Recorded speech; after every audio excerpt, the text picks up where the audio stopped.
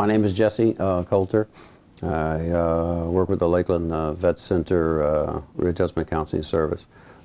Quick story, I served in the Marine Corps in 71, 72. I ended up on the happy island of Okinawa and had a great time there. One of the things that we did for excitement was we could rent a vehicle for $24 from a Friday evening to a Sunday afternoon. Is a great deal. So none of us were making any money back then, of course. I think my biggest check, in the Marine Corps, was $117 per month. And so it wasn't a whole lot. But anyway, we would chip in, 5 or 6 of us, and rent a vehicle and run all the way to the island. So that was one of the great things. Another thing we would do is, on one occasion, we decided to rent some horses. They had some horses on the island, so we could jump on the horses and act like cowboys. My best friend was a Navajo, and still is, in the Marine Corps, was a Navajo Indian, a full-blooded Navajo Indian.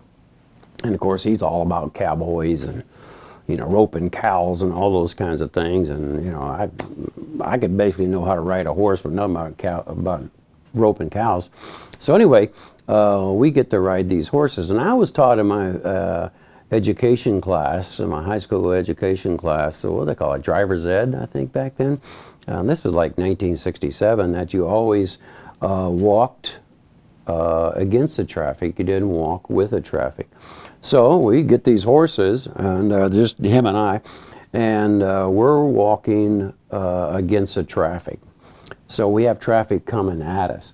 Well, it's time to make these horses run. So we got kicking them, making them run a little bit, and they got on the asphalt and kind of slip and sliding a little bit. Well, a corner was coming up, and the horse was a slipping and sliding, and along came a little red vehicle, and my horse kind of got in the way of that vehicle, and before I knew it, the horse had one of the legs had hit the front of it, just the edge of the front bumper, ripped off the mirror, which I found out later, but I went head over heels all the way over the top of the car and ended on the asphalt. Luckily, I wasn't hurt. I was worried about the horse more than anything else. But we got so look at the horse, and he had a cut on its leg. So we knew that we had to get it back to the owners. So we got the horses back to the owners, and of course they had our ID, so they knew who we were. So thank you very much. Have a nice day. And so we took off.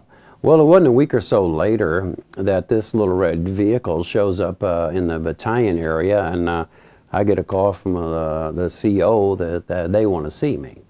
And so me and Andrew, so we go down there, and of course I'm fess up. It was my horse. I'm the one that hit the car, and that kind of thing.